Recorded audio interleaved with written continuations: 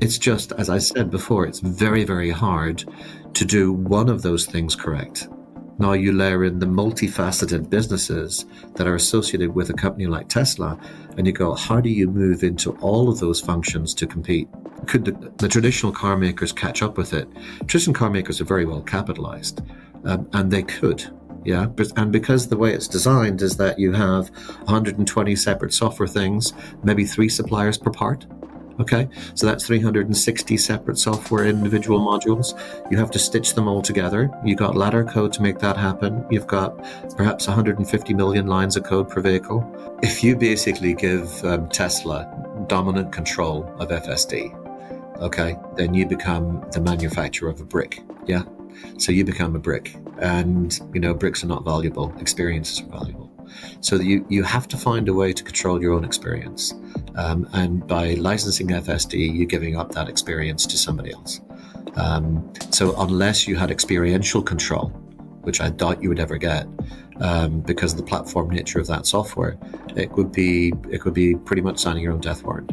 So I think they have to work and figure it out. So either they figure out by doing... Tesla and Rivian are about to dominate and make traditional U.S. automakers irrelevant within the next 10 years. That's the warning from our guest today, Adrian Balfour, founder of Envorso, after more than 30 years working closely with Ford, leading its first software initiative called Sync, GM, Stellantis, and other global OEMs, and saw their problems up close.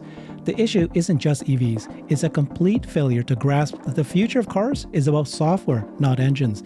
Meanwhile, Tesla and Rivian built software-defined vehicles from day one, and that difference is about to kill legacy auto. Today, Adrian explains why Tesla will win RoboTaxi, why Rivian will survive, and why Detroit may not have a seat at the table in 10 years. Welcome, Adrian. Thank you so much for joining me. I've been looking forward to this. Appreciate you here today. Great. Thanks for introducing me. Yes, it's an interesting concept. I mean, it's an interesting thesis.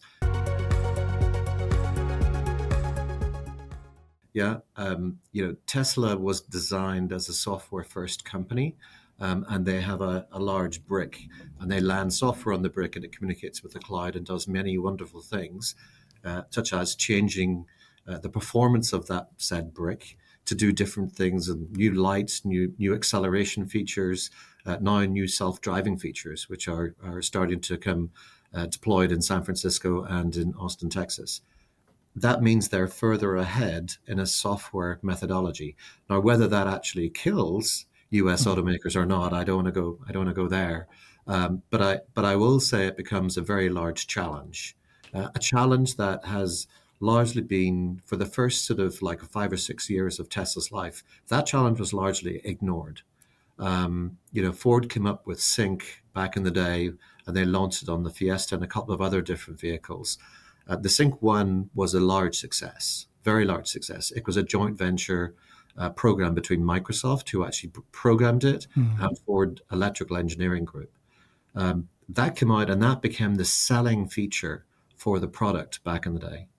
Now, if Ford had taken that initiative and that partnership and been able to develop that over time, they would be in a totally different situation. They would be in a software-first situation within the vehicle experience. As it was, Sync 2.0 was not very great. Sync 3.0 was recovered and became better, and so on and so forth. But you lost momentum from that very first time. The other automakers then were trying to play catch up. I also feel that, and this is a personal experience, I also feel that most of the automaking companies and the executives that I dealt with did not really take it seriously. Electricity was not a propulsion that was mature. People didn't take that seriously. Nobody had started up an automaking business since, 1920, 1930 or so. So you can't start another car company. It just doesn't make sense. You're never going to do it. You're never going to succeed. And even if you got it working and you got the technology working, you're never going to build it at the high volumes and quality that makes sense. So, a lot of the automakers didn't take it totally seriously until and when they started to sell 1 million units a year. And guess what? That's a real car company. And then you throw in the fact that they also generate electricity. they store electricity, they distribute electricity, and then all the other nice wow factors that are coming on board, and it becomes pretty compelling.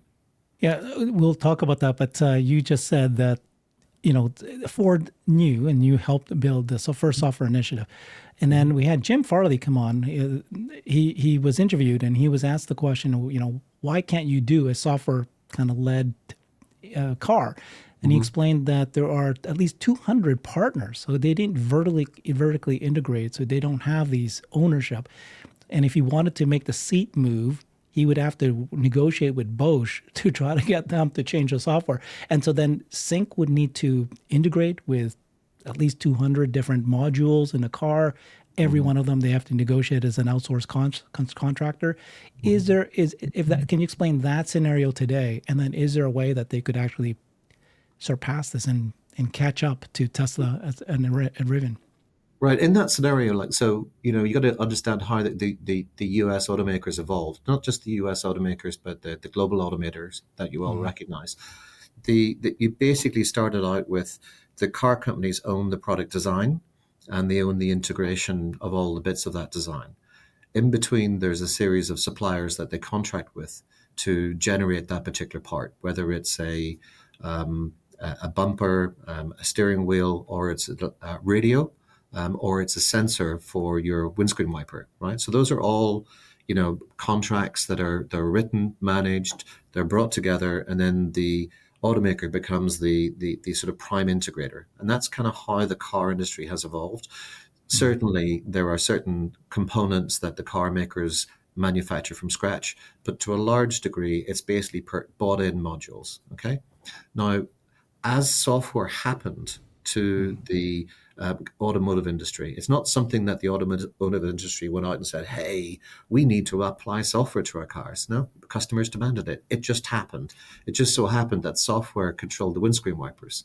It controlled the dashboard lights. It controlled the lights on the vehicle itself, the heat controllers. Software happened to the car. Now, if you're used to buying lots of modules, then those modules have that software inside it.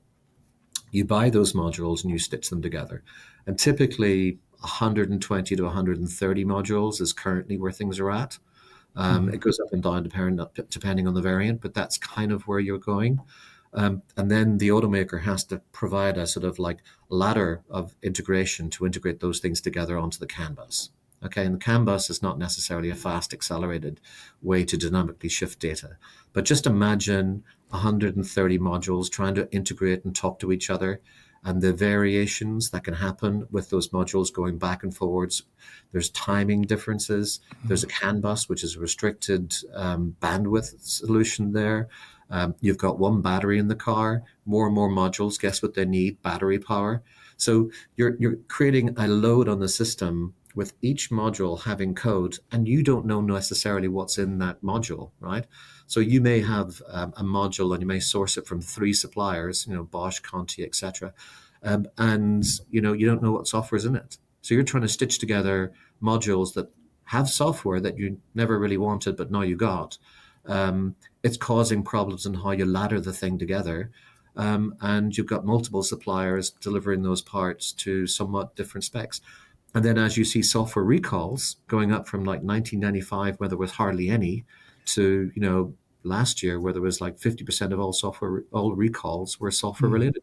And it's accelerating. It's not going down. And you've gone from very little lines of code in a car to essentially way more lines of code in a vehicle today than there was in the original space shuttle. Like, think about that for complexity.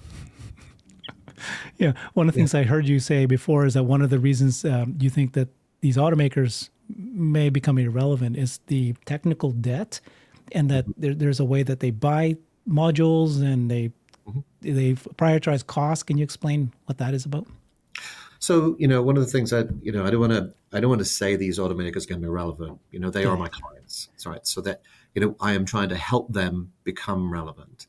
And drive that relevance forward. So I'm not saying they're going to be not relevant, but I am turning around and saying that you would end up in a situation where you would have a group of, say, X thousand engineers, and 60 to 70% of those engineers are servicing the designs and the modules that you have in service, right? So if you have now 50% of software recalls happening on vehicles that are in market or in flight, so to speak, you have to make sure you fix those problems. So 60 to 70%, and because the way it's designed is that you have 120 separate software things, maybe 3 suppliers per part. Okay, so that's 360 separate software individual modules. You have to stitch them all together. You've got ladder code to make that happen. You've got perhaps 150 million lines of code per vehicle. You've got separate branches, separate mains, code streams for each particular variant. 60 to 70% at least of your workforce is going to be making sure that that stuff stays working and that you're repairing it. You're learning as you drive it, to help get those learnings for future designs. Though that's a major issue. So whenever you look at spending money on a new system, it's only a small fraction of your total software engineering cost is actually building the new thing. We call that technical debt. Okay, understood. So the systems like that. And then you also compare these companies to like an engine and then the 1,000 parts and then they're regulated. Tell me more about that. Yeah, so this is kind of I think where you're going on this one is that the automotive industry is a highly regulated industry, and you have one of the most highly regulated components of that industry is the engine. So the reason why you have all these startups occurring in the marketplace is because of the electrification issue or electrification opportunity. Dynamos, engines, electrical power engines have been around for a long time, but they've now become highly efficient and highly powerful. And the battery technology is advanced so that you can actually have the battery stored as part of the rigidity of the vehicle. So the battery actually is what gives it its structural integrity. And then the motors, you can have 1 motor, 2 motors, 3 motors, 4 motors, just depending on how the characteristics of the vehicle are going. But at no point in time are you having 4 to 6 explosions happening at 8,000 revolutions a minute. And the regulatory requirement on that is really intense.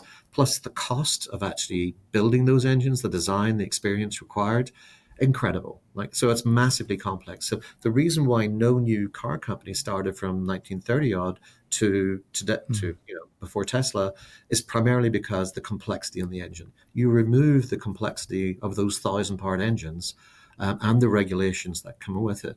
And it's a free game. You can design a car with 50 engineers, and if you've got $2 billion to manufacture it, off you go. So Ford just recently announced, right? Then a couple of weeks ago or just last week, that they have this next gen platform. Jim Farley came out and said, we have this Skunk Works team. They've been there for 4 or 5 years.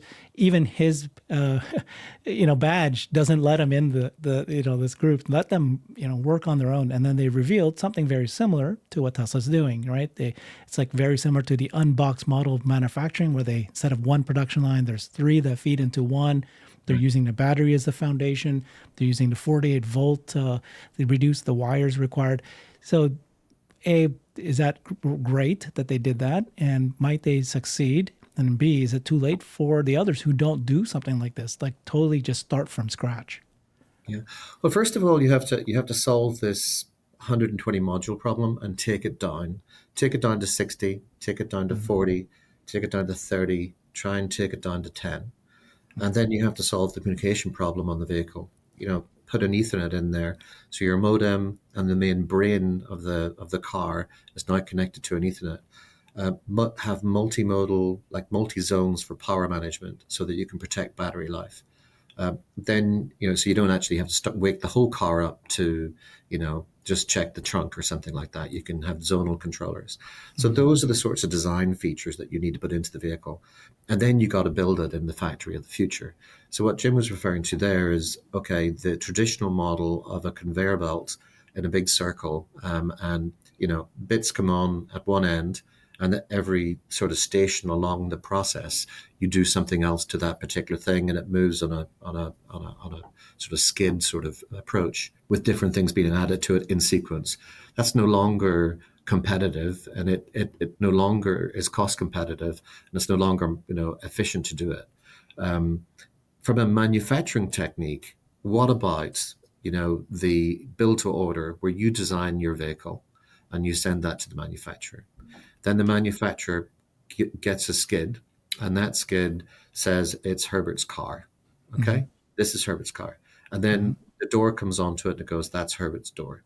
And each one of those components has a little bit of software in it. So as the car is built, the manifest of that vehicle is designed specifically to you, and it correlates to exactly what you built. And then you can do things in parallel. So having three branches means that three things can be done in parallel, and then eventually they bolt on at the end of the production line. So, for example, you could have the front of the car on one side and the back of the car on another branch. You could have the interior on a separate branch, and then it all comes together at the end. So you're doing parallel processing, so to speak, versus just a sequential waterfall, just to use some software terminology. So do parallel builds versus a waterfall build. But also, as you design it, you want to make sure that that's Herbert's car. You want to make sure that that's your specific vehicle and all the parts identify. Then if the parts are all identified and they all come together, they self-manifest the vehicle. So when it drives itself off the end of the production line, which a good car should, you can then sort of basically have a manifest that says this is exactly what happened.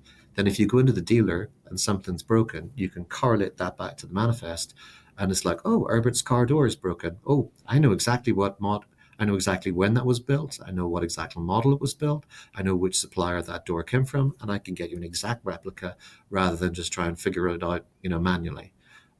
So it becomes not only a very smart way to do parallel builds versus sequential builds, but it becomes a great way to do maintenance and reduce your cost of maintenance and your warranty costs later on. And I think that was what Jim was alluding to, is like, Gotcha. How do we build a state-of-the-art modern facility doing parallel processing that allows us to build a smart manifest in the cloud so that I can then maintain and sustain that vehicle with a lower warranty cost going forward.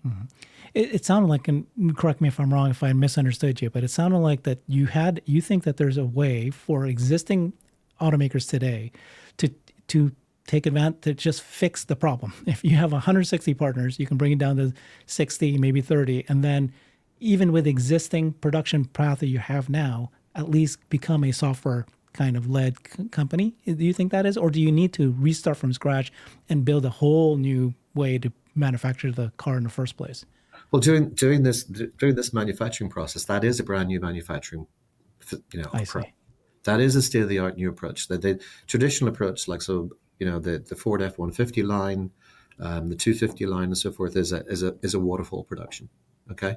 But doing a parallel processing line, tree branch line, whatever you want to call it, basically doing that parallel approach is what they're designing for new vehicles coming out of Ford. So that is essentially a multi-billion-dollar project to build brand new plants to really move forward into a modern era, and that is something that only the very large car companies can really afford. I got that part. No, I think you might have misunderstood what I'm asking. I was saying that could a company like a GM, let's say, who's not yet doing this new next-gen platform that Ford announced, they've got their existing line, but there is a way for them to take their 160 partners and at least get into something more of a software-defined vehicle? Yeah, I mean, there's two things. You have to find a way to get the basic architecture of the software in the vehicle to be modern. So that's what I say when I say 120, 60, 30, 15, 10, 12. That's reducing the the approach. partners. Yeah. So it's really looking at, and then it's looking at sort of what can you own versus what your suppliers own. So if you're totally dependent on suppliers and you have to flip suppliers depending on the brand, the model of vehicle that you're launching, that's a lot of technical debt. If you can reduce that number of modules that you're integrating, that's a smarter place to be. It's less technical debt, takes less maintenance. But in order to do that, you have to build up your software development muscle. And your software development muscle is something that's really hard to build, especially when you're 60 to 70% of your resources are doing it the traditional way because they're serving traditional customers. So you have to find a way to kind of isolate that new group and get them to start doing sort of more modern methods. But you don't necessarily want those guys that are isolated to be doing things the way that, say, Microsoft do it, because Microsoft don't build cars that can kill people. That's a different ballgame. Mhm. So you have to blend the software smarts of the modern software engineering firms. Yeah, and to be honest, modern software engineering is kind of what the big, FANG companies actually say it is, because they're pioneering new approaches all the time. But you have to blend those approaches with automotive engineering to land the software correctly and build out a modern muscle that then can compete with Tesla. The disadvantage that these guys have versus a Tesla is Tesla's been doing it for 10, 15 years. So you're coming to the game very late, very late. And then you're also, Tesla has a charging network. Tesla has a power generation business. They have a distribution business. There's so many different advantages that the like of a Tesla has. And then, when Tesla builds cars, they're building motion control within the suspension systems. That's what you have to do, right? So if you are really good at motion control, guess what you can do with motion control and motion control software? You can build robots, right? Mm. If you've got an AI module that you've been working with on 7 million vehicles on flight, yeah, and that AI module has been trained, then you can stand up XAI very quickly, because it's not like you're standing up an AI company from scratch. You've been doing it for 10 years, right? And then that AI brain that goes into XAI, can that become the brain that goes into your motion control robots? Okay. So you've got these sets of integrated businesses that fuel each other to create something that's truly unique. So when you say, can they catch up? What part of that do you mean? Okay, that's a great answer. Great Yeah, answer. But so, okay, before we move on to sure. back to Tesla and Rivian, I still want to just understand of the auto OEMs that are out there, and there's Chinese, the European, the Germans, the Americans, the U.S. Which one of them are is got a path towards at least getting better in the software stage of it? Speak to, was it Stellantis that had Cariad? They tried to hire 2,000 software engineers, failed, and they try to, they're retrying to do it again and again. At least they're trying something. But Mhm. is anybody out there, maybe the Chinese, maybe the new upstarts other than Rivian and Tesla? The Chinese are new upstart or startups. Rivian's a startup. Lucid's a startup. It's hard to call Tesla a startup at this stage because it's fairly Mm-hmm. mature. It's when their market cap is equal to the size of the automotive industry. It's hard to call it a startup. But you have startups that basically look at it from a electric first perspective. They look at it from a software first perspective. So you've got one module in the vehicle that drives the vehicle and manages their interactions with the cloud. And then you've got an AI module that actually watches that particular software module, and learns how people behave within a vehicle to help build the car of the future. So not only are they automating the actual production of the actual automated the driving of the vehicle, they're watching how people drive it to learn how to do it better. So it's this whole observability, and being able to learn from the telematics that come off the vehicle is pretty key. Now, when you jump further forward and say, could the traditional car makers catch up with it? Traditional car makers are very well capitalized, and they could. Yeah, it's just as I said before, it's very very hard to do one of those things correct. Now you layer in the multifaceted businesses that are associated with a company like Tesla, and you go, how do you move into all of those functions to compete? So what they have to do is look directly at a specific aspect that they want to be dominant in, and then try and become dominant in that. It's hard because whenever someone talks to an automotive exec, they say, "Hey, let's just hire some guys from Apple or from Google. Yeah, they have projects in this sphere. Why not just hire from those guys?" You can't, because they don't develop full engineered products that could kill people at 120 miles an hour down a road. Um, NHTSA, the transportation agency, they have never been sued by NHTSA 100 times, and the stack of regulations associated with automobiles is very, very, very complex, and how you have to deal with that. So that residual knowledge within the automotive industry is an asset to any company like a GM, Stellantis, Ford, BMW. It's a massive asset. Also, the motion control components is a massive asset to those organizations. Powertrain curves, what people like, what people don't like. Then also take a look at the F-150. Like, how many parts could you bolt onto an F-150 that are a third party developed? So the third party network is huge. Those are all assets that those car companies can bring to bear, but they have to be able to solve the experience problem. Okay, when you get into a car, it's need to be personalized to you. It's got to be able to download your settings from the cloud. You got to be able to interact and love that interaction with the vehicle. Updates should arrive frequently, often, and at your control. You should not have blemishes. You should not have difficulty connecting your phone to the car. Not in the 2025 era. That should all be solved by now. You should be able to watch video from your phone into your car and back and forwards seamlessly. All of those things should happen. And that experience of a software first experience is something that is very difficult for a car company to replicate, primarily because, it's just a very different mindset for how you develop the software. And you just can't get you can't get a VP out of Microsoft and throw them in there and say it's going to work. It just doesn't. Yeah. So on one side, you have the OEMs having to become software defined. And then there's do you know anything about what happened with Apple?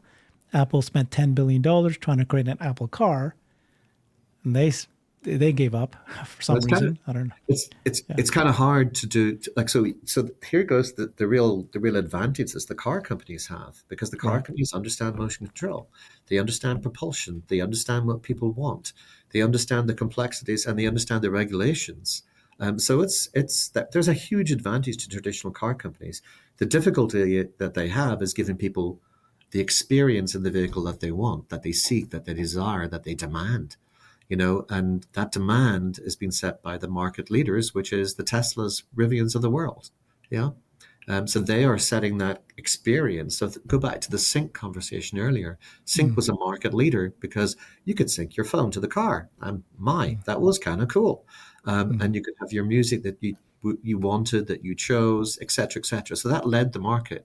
So then everybody had to rush to catch up. Now, because that wasn't such a big leap in the technological era, people could catch up fairly quickly. So by the time Sync 2 came out, it underperformed, and everybody else, Toyota, etc., were there at the races. Unfortunately, that's not the case for the automotive OEMs with people like Tesla, because they are keeping ahead dramatically, and they're moving the game from just in-car experience and updates that delight. I had a friend, Mike, in Seattle, in Bellevue, in the Kirkland area, and he has a Tesla. Okay, so he calls me up and goes like, "Adrian, I parked the car, and overnight it got 0.1% faster overnight with the software update. It was already doing like 3.2 seconds 0 to 60. It got 0.1 second faster. Okay, great." But he was so excited about it. Now, could Mike actually tell the difference of 0.1 mile per hour from being hilariously fast or ridiculously fast? No. I mean, No. but does it make you feel engaged in the car? And does it make you feel that car company loves you and is giving you what you want? And that's the difference. That's the experience that I'm talking about. So the traditional car companies have to get that experience out there, okay? And they have to make that compelling. But then the game has shifted again. Now the game has shifted into RoboTaxis, okay? And, self-driving vehicles. And, the traditional OEMs are reliant on a supplier base, essentially, to provide that capability for them. Yep, they are trying to bring it in-house, okay, and develop it. But as you try and bring that in-house, how do you lead that? Who has got the experience in automotive self-driving vehicles that you can go to off the shelf and say, here's a resume I want to hire. Can you fulfill this job spec? Those guys just don't exist. They don't grow on trees. So that's the difficulty. You have to grow that muscle. And that's why I say the engineering system within these companies has to change. How you engineer, how you drag the product through, how you product manage that, how you sustain it, how you observe it, how you learn from it. That experience has to be learned. And that's the thing that they're having difficulty with, to be honest. Mm-hmm. Yeah, and you use just have our to read any of the press to listen to the difficulties they're having.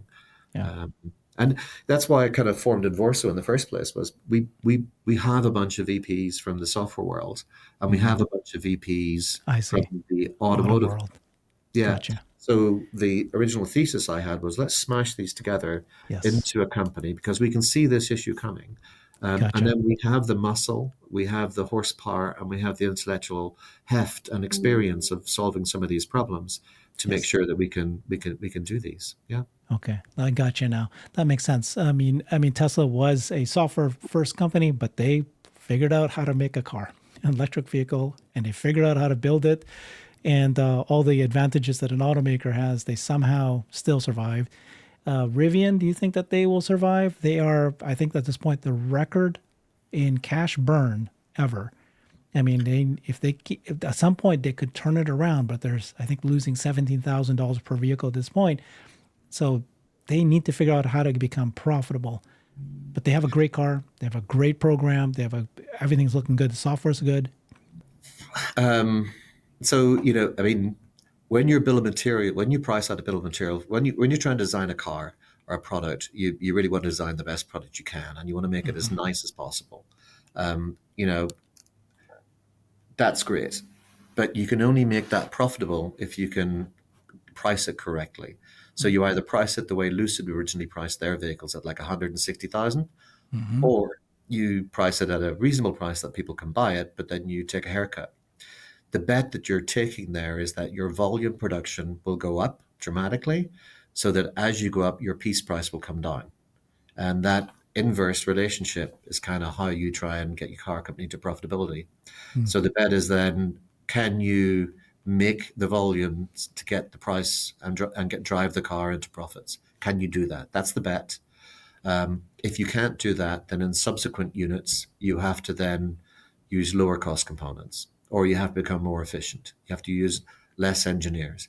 But really, it's your uh, manufacturing, it's your piece price and your manufacturing automation that drives your cost. So there's two levers there that he's got. Yeah, sell 1 million vehicles more per year and get the piece price down, or find a way for your next generation products to be cheaper. Hmm. Yeah. That's the challenge. Yeah. If Hmm. it was easy, everyone would be doing it. Yeah. So we'll see where they go. And then Lucid, you mentioned them. I've got friends who work there, Mhm. well funded, but their problem in my amateur brain about this whole thing is they came and sold 100,000 plus vehicle at the premium level, but it worked for Tesla, but when there was no other competition for Tesla, but now there is a Tesla and lots of other options you can choose at that premium Yeah. level. So I don't know why they chose that versus at least Ford F1, Lightning decided to go with an EV truck, and Rivian went with a truck, which is smart. They went with something where there weren't any competition and establish a beachhead and then expand from there. Mhm. What do you think about Tesla or Lucid's approach? Lucid's rich. So Lucid, the ex Model S chief engineer, Stuart Ullans, those guys, they came out and they basically said, what could we build a car that if the constraints were taken from us would be amazing? Yeah, literally. So rather than take the constraint based model, take the amazing based model and go there.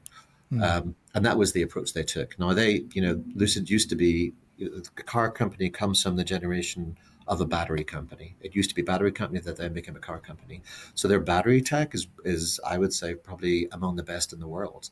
Their electric motors that they've done on the basis of those battery and the engineers there have probably got the best motors in the world. So all in all, in terms of an actual product, the Lucid product is the Lucid Air, etc., and the Gravity, are some of the best products on the marketplace. The issue is they were developed without constraints. Hmm. Okay, so then you now have to find a way to get people to pay for the product once you build it. Yeah, Yeah. and the people there work incredibly hard. They're incredibly talented. I know some fairly Mm. well, and we've talked back and forwards with those guys, top to bottom, and it's a great opportunity to take an incredible engineering product and try and find a way to make it more affordable. But again, the affordability comes from your piece price, and you can reduce your piece price by reducing the Wow. materials that go into it, or you can reduce it by increasing your volume. The other way you could try and help that company or help the organization is to do partnerships, perhaps with different other automotive manufacturers. So it's a luxury product. So take a look at any of the luxury brands out there, perhaps, not Mercedes or BMW. They may want to do it themselves, or maybe you could do a deal with those guys, maybe with Audi, but maybe you go with Bentley, maybe you go with Mm, Aston Martin, people like that, and then you're selling your platform to other automakers, and that in turn helps you reduce your overall cost, which brings you more towards a product profitability. But in terms of engineering know-how and engineering capability, it's good. The part again that they may struggle with in the future is the software stack, because they come at it from an engineering first approach of how do you mm, make the best battery in the world, how do you make the best motors in the world, how do you make the best vehicle in the world, and so forth, with all the motion control and aerodynamics and NVH things that go along with that. But the software stack itself is different, yeah. mm. And you know Tesla came at it more from the software side than they did from any of the other components. Gotcha. And then do you have a comment? You earlier you said that the Chinese automakers they are pretty well startups. Mhm. Any thoughts on that? I mean, they EV first for sure, but are they Uh, also software first? Are they going to figure this out? EV first and software first, I've been very impressed. Yeah, which is why, whenever Jim went out there, he said that the largest existential threat is the Chinese automakers. Yeah, You also have other ones like VinFast over, in in Vietnam. Hmm. yeah, and one of our executives actually worked there. It was the Mm, co-CEO there. mm, So we understand those car companies very well. The Asian car companies, they understand what makes them tick. We work with companies that are Chinese owned, etc.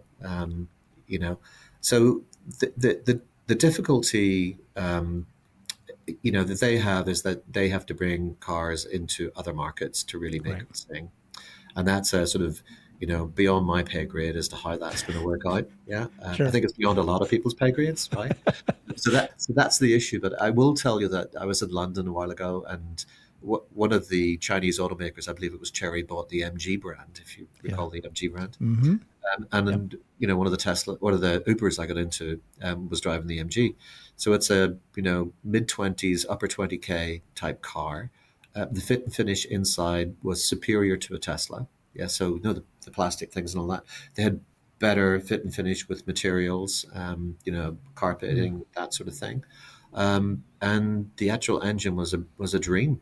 And the software stack looked very logical. Only a couple of clicks to get to the function that you needed.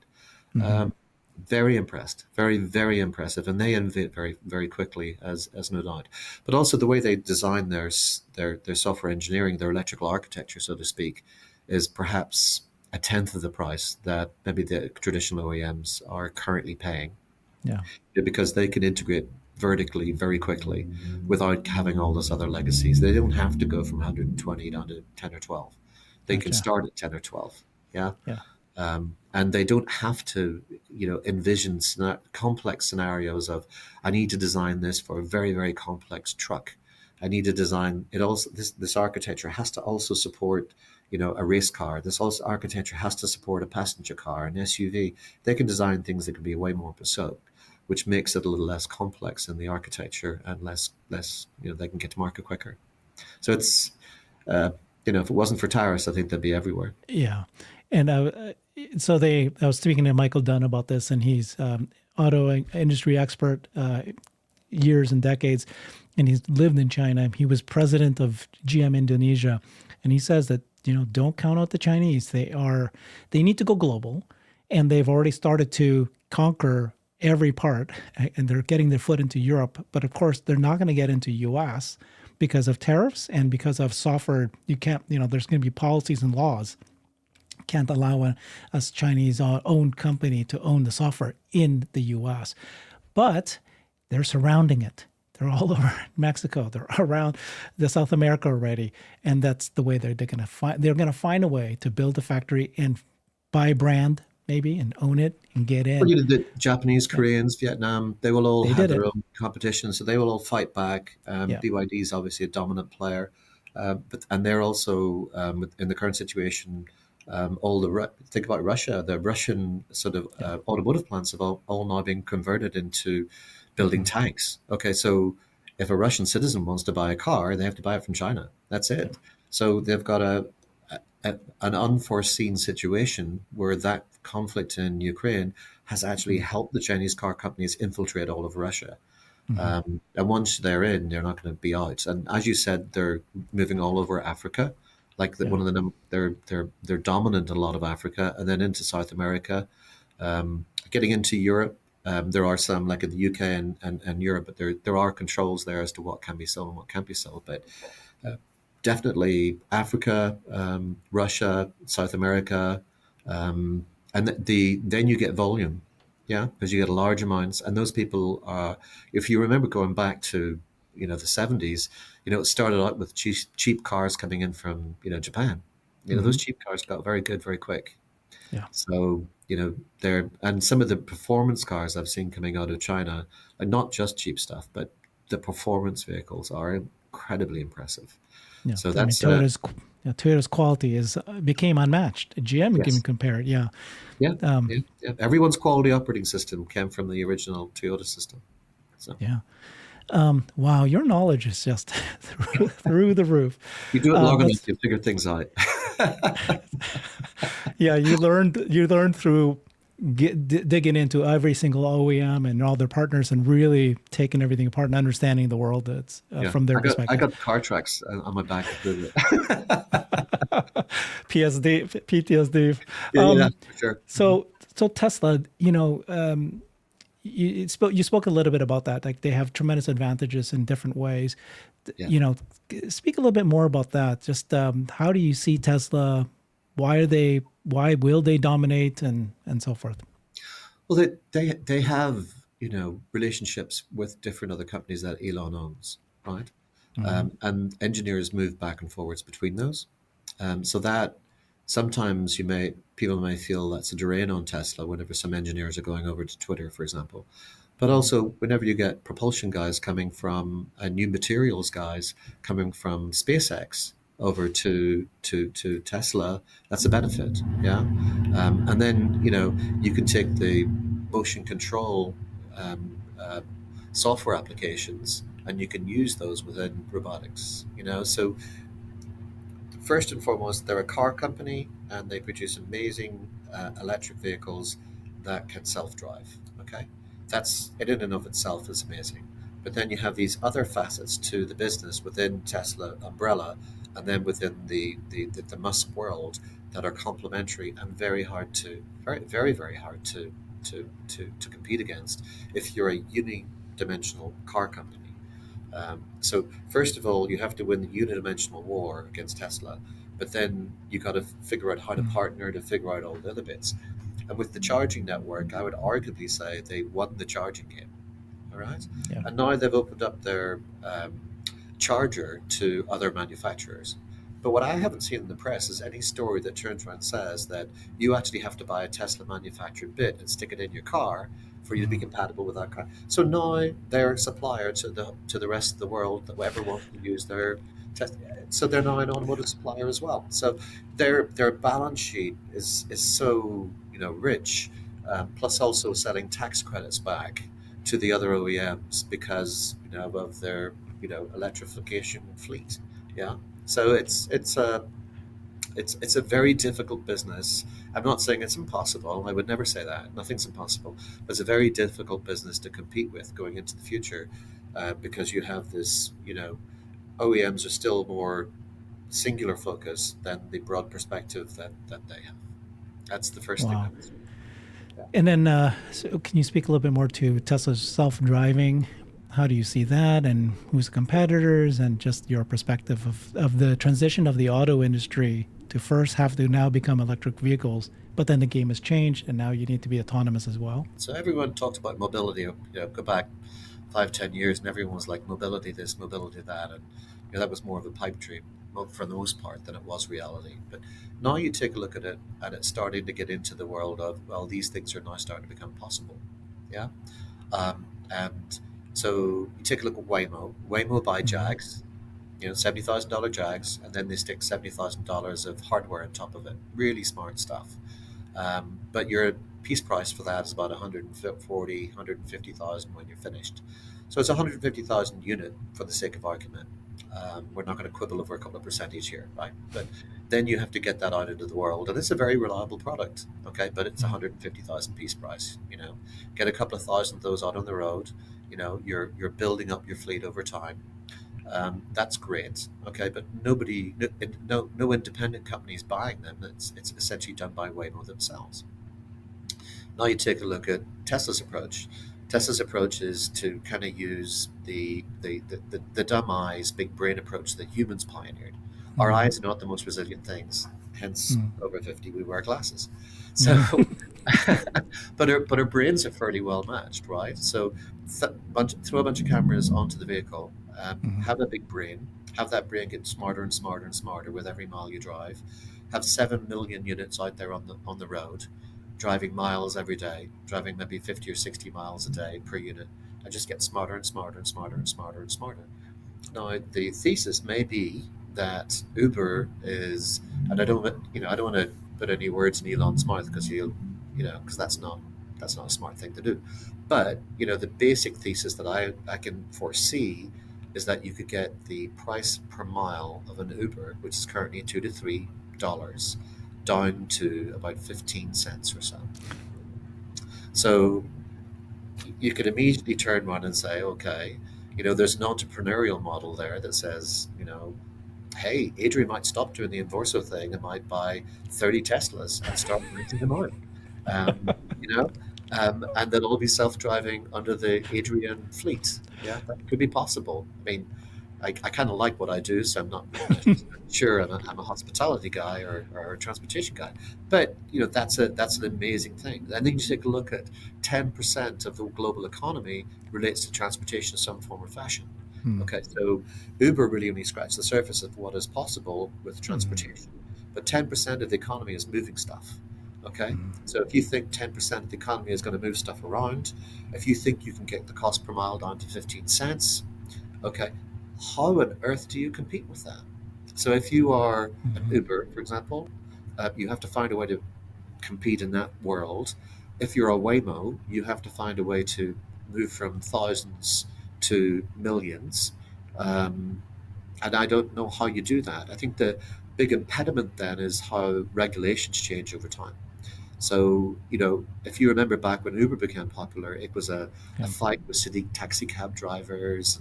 It was a big battle back and forwards, and it went on for 10 or 15 years just to get the Ubers to be allowed onto the streets. And I think if you're at Newark Airport, you still can't take an Uber there and back. And you still got some problems there. So I think if you could solve the regulatory problem so that you didn't have to go block by block, yeah, and you didn't have to do sort of like tackle from one thing to another and always be tackling and fighting and so forth on the regulatory side, and you could get a federal framework for self-driving vehicles, then I think this thing explodes. Wow. Do you see any other car maker able to actually sell cars that are self-driving? When it comes down to self-driving, it depends on how you define self-driving. So Right. I can't answer a blanket statement like that, but you take a look at current productions, and you have lane control, stay in my lane in the freeway. You have or the whenever there's white lines, and you have distance control, and the major OEMs are moving into sort of like passing. Okay, that's so 10 years ago from the Tesla perspective.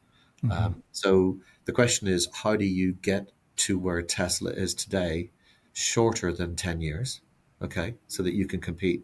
But what happens when Tesla moves the needle even further? How do you get there? And the only way you get there is kind of what we do at Invorso, which is build that engineering muscle. How do you combine motion control with software, both physically in the vehicle, full stack, all the way to the cloud? How do you build that muscle so that you can iterate faster and faster and faster? That is how you play. Yeah. So, Adrian, does Invorso then do, I don't know, again, I don't use my words properly, but self-driving, autonomous? Could you use the software stack that you built to actually then use NVIDIA chips, but actually then you create a neural net? Are you in that We space? help companies think through these complex problems from a Okay, how do you organize yourself? How do you get the right talent? How do you focus that gotcha. talent on the things that need to be done? How do you design and architecture Hmm. your electrical platform, your Hmm. operating system in the vehicle, and how does that work with the cloud? Where does the cloud sit? Which country in the world are you going to put that in? Like, Okay. if you're a major American OEM and you have part of your clouds in China, that's a problem. So you gotta, so how do you design your cloud infrastructure and your data observability to be able to take advantage of the learnings that come from the vehicle? So we advise people on how to do the full stack. Wow. Okay. See, I did not know any of this. And then there's also suppliers. Like, so you take a look at the supply base as well. Just think about that for a second. You're a supplier, and traditionally you've been relied on by an OEM. Now the OEM is going to try and bring part of that software into their own platform, so to speak. Jim announced this 2027 platform. They're going to bring part of that software stack into the platform. Say it's drive by wire. Okay. Hmm. Um, so that's not going to be part of their platform. What do the companies that previously did, suspension systems and drive-by-wire systems do? How do they modernize so they could be of value going forward, or do they get crushed? And part of that dynamic is a push and pull where the pendulum swings a little bit. You've already seen the companies OEMs brought in a lot of the software into their platforms, and then they've released it back out of it. So they kind of overcorrected a little bit. So you're going to see a dance like that. But if you're the CEO of a supplier company, you Hmm. have to figure out what's your play, how do you increase your market share, and sure as heck, how do you manage to not get crushed along the way? That's the massive challenge. Right. I hope you can. Honestly, most Tesla investors do want car Yeah, companies to survive. No one's saying that they should die, but they are just on their own making major missteps, as from our perspective. yeah. Boy, they need your help to transition them.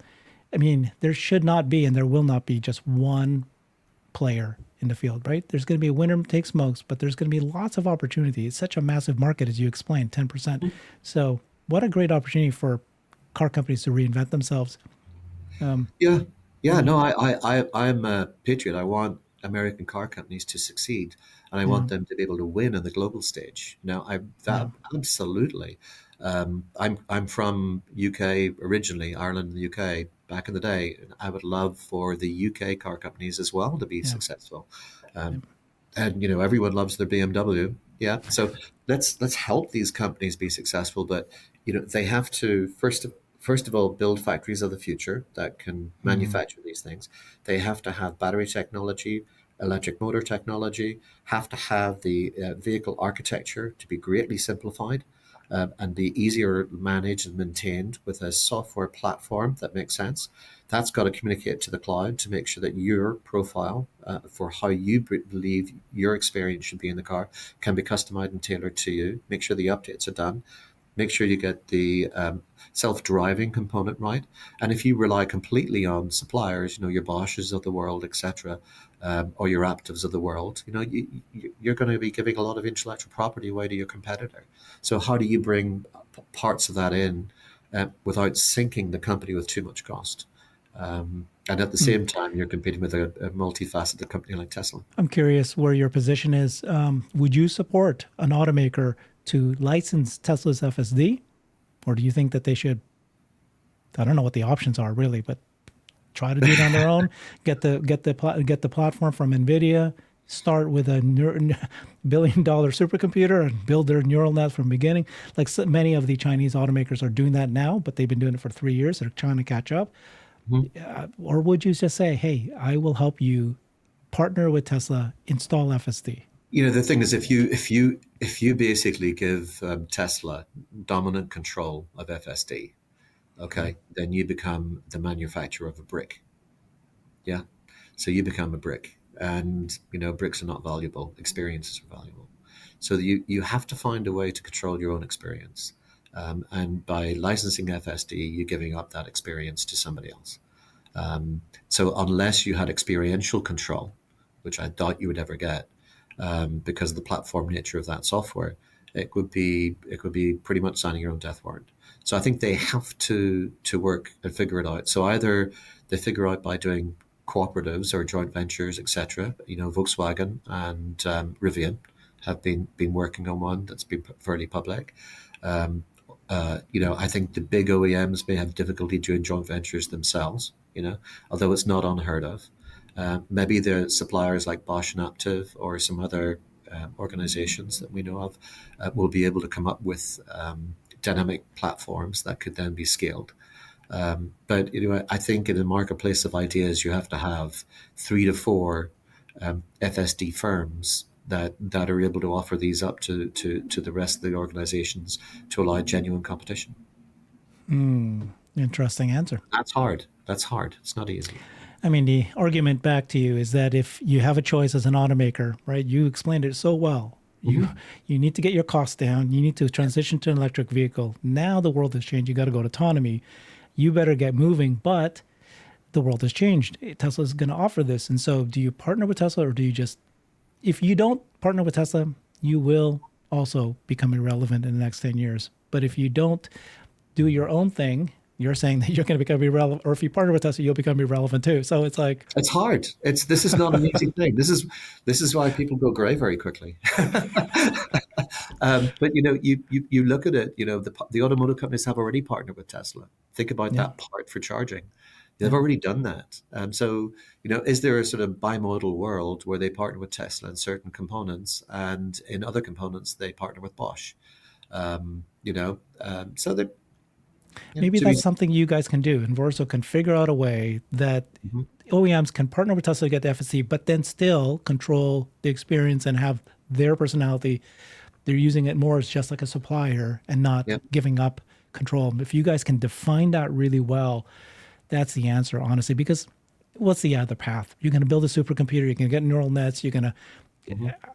Well, there are startups out there looking at FSD type technologies and building capabilities that are pretty impressive. So, do they have the learning miles? No, not necessarily, but the technology can be built to be acquired.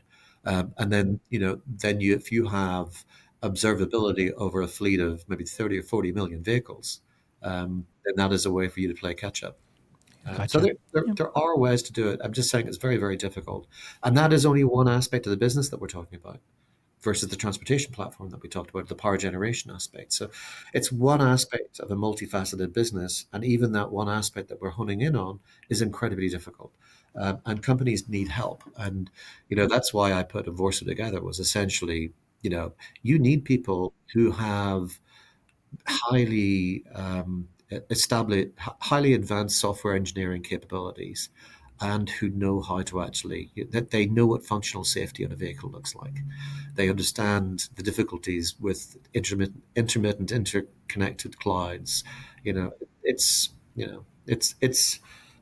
you need the chief engineers and you need the software, the smart software guys. You need both of them in one house. Brilliant. Yeah, this is great, Adrian. It's so wonderful to meet you. Do you know Phil Bicel? He's an ex-Rivian software engineer. I've had him on my channel. Personally. Yeah. I mean, I've heard of it, but I don't know personally. I think you guys should meet. Love to. He's an ex-Rivian. He built their software modules, similar to what you've done. And one of our advisors, Jim Morgan, actually was the chief operating officer at Rivian in the go-go days. Yeah, you guys have to meet. It's very interesting. You guys basically speak the same language, but cool. Wow, I learned a lot. Awesome. Interesting perspective. Happy to come on again and help anytime. Yep, absolutely. This is just specific. Anything. You're amazing. We've kind of just scratched the surface. Yeah. Well, as we talked about, we both live in this. When you get here to Seattle, you take me out for a pint. Yeah. I'll take you out for a pint. Yeah. I also started a sports league, and I sort of co-own the Seattle Seawolves professional rugby team. So let's go watch one. We go grab a pint and watch a good game of rugby. Yeah, I hear you played once in your life before, so come on, we can do that. People won't believe you, but yes, I did. Scrum half. I can give you some shorts and some studs, and we can get you out there in the field. They're only 250 pounds each. No one little pinky could knock me out. I'm done. It's so silly. No, I will never step on Ever again. It's too dangerous. But Come it's on, fun. join me in the box and we can have a pint. Yeah. There Watch you a go. game. I like that sound of that. Treat me like a. Thank you, buddy. I Awesome. appreciate you so much. So, how do people reach you? Because all I've got is envorso.com, right? Envorso.com. So And then are you on X? Yeah. I am, but I don't really do a lot on X. Mm-hmm. I kind of read it rather than broadcast Mm-hmm. it. Mm-hmm. So you can go Adrian at envorso.com is just my first name at envorso.com. That's an email you. Reach out to me. Yeah. Happy to answer more questions, Yeah. provide some more detail. It's a very exciting space. I love it. It's a passion. Oh, no kidding. No kidding. Yeah. It's and I think everybody needs your consulting, your knowledge at this point. This is it. If they don't act today, I think it's too late. But maybe there's still a way. There's multiple paths you've outlined. Different, not just automakers, but suppliers. They need to be figuring this out today too. The world is changing fast. The world's And I changing appreciate fast. that. The one thing I would like a cautionary tale is that I would always quote would be, remember Motorola? Mm-hmm. Remember, we all had BlackBerry? those flip phones with Blackberries. We had all of those different things, but Motorola had a different form factor across all. It even had a Palm OS. It had the flip thing. It had a different screen for this, different screen for that, and they differentiated with hardware, which is where the automotive OEMs are. Yeah.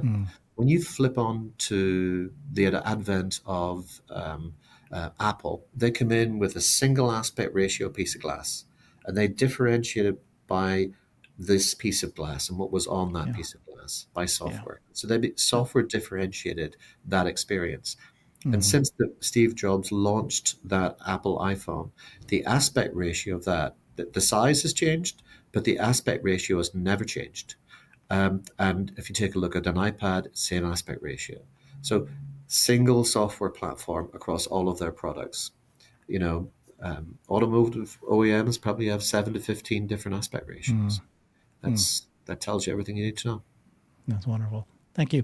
And where is Motorola today? So that's the cautionary tale. Appreciate it, Adrian. Bye-bye. Cool. Bye. I've created a website that is the most comprehensive resource for the Tesla investor. Please check it out. Simply go to my website at herbertong.com.